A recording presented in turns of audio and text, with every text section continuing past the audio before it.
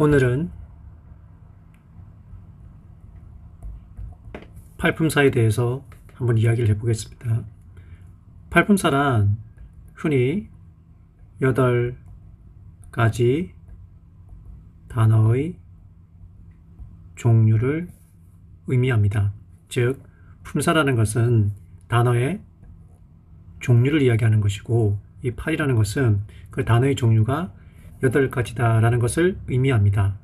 다시 말하면 팔품사란 어떤 기준과 정의에 따라서 이 세상의 모든 단어를 8가지로 분류해 놓은 것을 팔품사라고 합니다. 그 중에서 제일 먼저 명사라는 것이 있고, 그 다음에 나오는 것이 형용사라는 것이 있고, 그 다음에 명사랑 같이 볼 수 있는 것이 대명사가 있고, 그 다음에 동사라는 것이 있고, 그 다음에 부사라는 것이 있고, 그 다음에 전치사, 그 다음에 접속사, 그 다음에 감탄사. 이렇게 하나, 둘, 셋, 넷, 다섯, 여섯, 일곱, 여덟. 8개가 있습니다. 이 8개를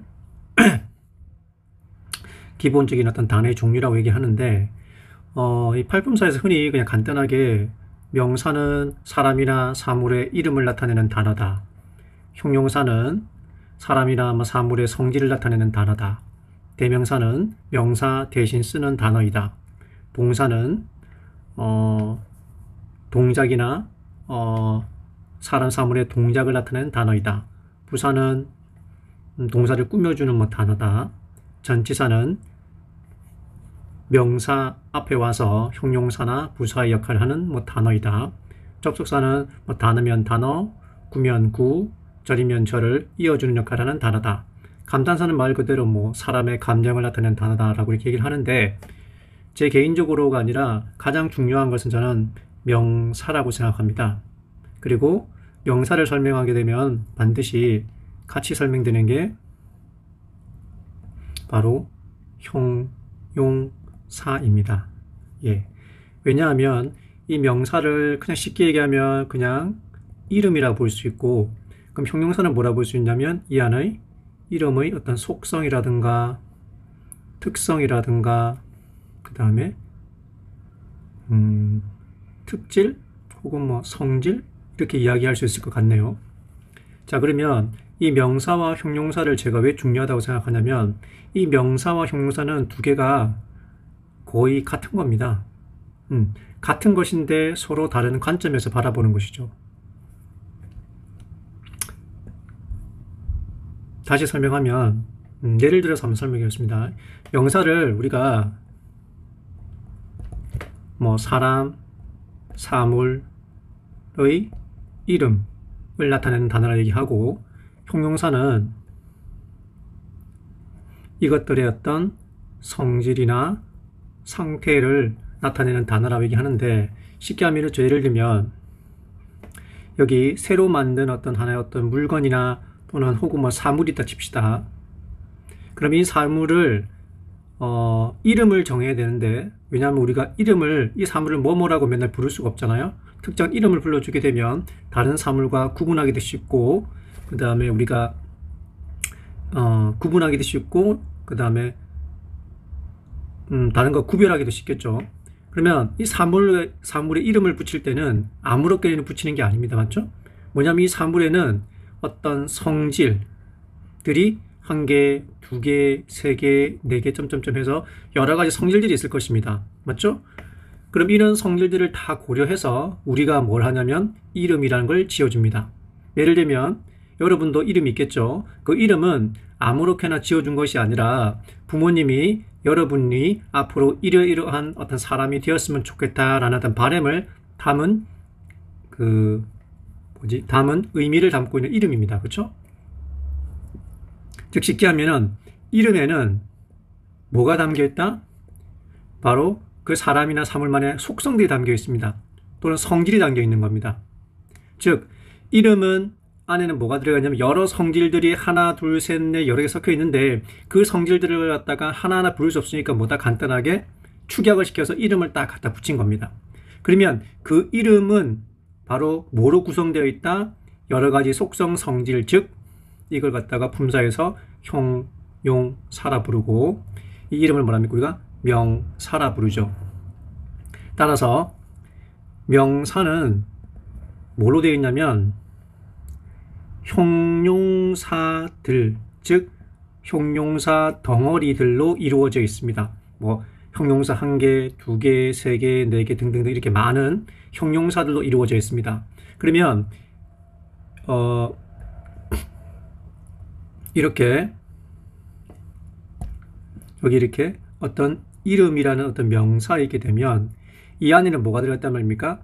아주 많은 형용사들이 들어가 있습니다. 이렇게 맞죠? 그러면 어떤 명사 안에는 뭐가 들어가 있다? 형용사로 구성되어 있습니다. 그래서 우리가 이 명사를 갖다가 알려 그러면 뭡니까? 당연히 설명할 때는 이 형용사를 이 안에서 끄집어내어서 명사를 설명하게 됩니다. 그러면 이 하나의 형용사가 다 뭐다? 명사를 설명해 주거나 혹은 수식을 하는 단어가 되겠죠. 그런데 어떤 경우는 이름을 지을 때 고유한 하나의 성질만 있을 수도 있지 않습니까? 그럴 때는 명사가 곧 뭐가 됩니까? 형용사가 되겠죠. 즉, 이 성질이 곧 뭡니까? 이름을 결정하게 되는 단 하나의 요소가 되어서 명사가 곧 뭐가 된다? 형용사가 되고 형용사가 곧 뭐가 됩니까? 명사가 되어버립니다. 즉, 이게 무슨 말이냐면 형용사는, 명사는 쉽게 말하면 어떤 존재를 얘기합니다. 존재란 것은 있는 것을 얘기하겠죠. 그래서 뭔가 있는 것을 강조할 때 우리가 명사란 이름을 얘기하는 거고, 근데 이 존재라는 것은 뭡니까? 있잖아요. 그러니까 있는 상태이지 않습니까? 존재한다는 말은 있는 상태니까 존재의 상태를 강조할 때는 무엇입니까? 우리가 형용사를 쓰게 됩니다. 따라서 명사와 형용사는 같은 것이지만 어떤 있다라는 존재성을 강조할 때는 명사를 볼 수가 있고, 그 존재한다는 존재의 상태 쪽을 강조하게 되면 형용사가 되는 것입니다. 즉, 명사와 형용사는 둘 다 같은 것이지만 어떤 존재성을 강조하게 되면은 명사 이름으로 보는 것이고, 그 이름이 현재 있는 상태이지 않습니까? 그러니까 존재의 상태를 강조할 때는 뭐가 된다? 형용사가 될 수가 있다는 말입니다. 다시 말하면 예를 들어서 한번 설명해 볼게요. 예를 들면 You are beautiful 이라는 문장이 있습니다. 그럼 you라는 말은 당신은 어떤 상태로 존재해 있습니다. 어떤 상태냐면 아름다운 상태로 존재해 있습니다. 그래서 이게 you가 대명사죠. 다른 말로 하면 뭐 이게 John도 될 수 있고요. 여러 이름 될 수 있겠죠. 그럼 이런 명사가 이 John이 그럼 뭐가 됩니까? beautiful이 되겠죠. 이 아름다운 상태니까 맞죠? 근데 이거는 명사죠. 이 명사의 존재 상태를 설명하면 형용사가 되는데 거꾸로 이렇게 쓸 수도 있습니다.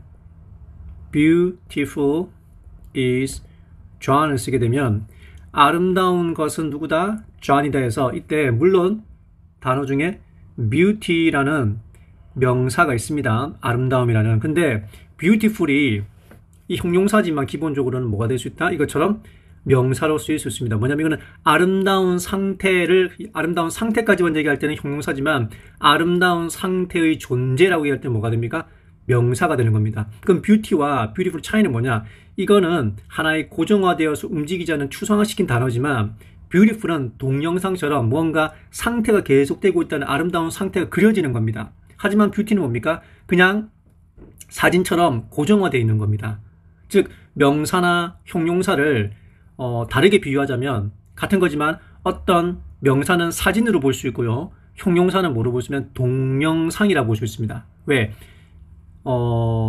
명사는 어떤 존재성, 즉 하나의 고정된 고정된 존재를 얘기하는 반면에 그 고정된 존재가 지금 존재해서 있지 않습니까? 그래서 그 존재하고 있는 상태성을 강조하게 되면 즉 동영상처럼 계속 돌아가고 있죠. 움직이면서 상태로서. 그럴 때는 이 명사가 되면 형용사로 되는 거죠. 이게 왜 중요하면 나중에 동명사랑 현재 분사를 갖다 설명할 때 둘 다 하나는 동명사는 명사이고 현재 분사는 형용사로 배우는데 사실은 모양이 뭡니까?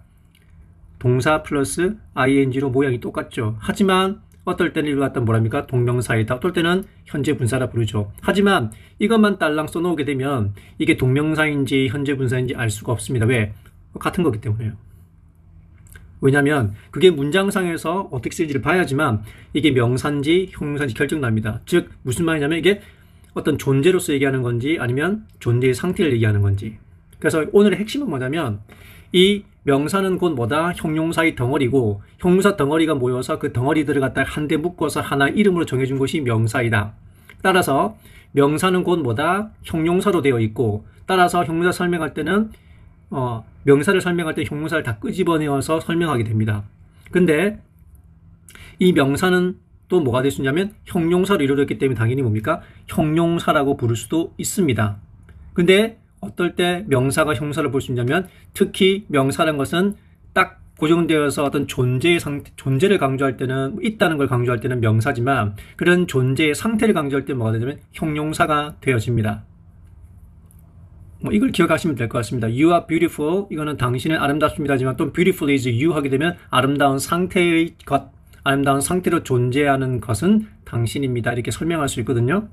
그래서 이걸 좀 이해했으면 좋겠어요. 명사는 뭐가 될 수 있다? 형용사. 형용사는 뭐다? 형용사는 명사가.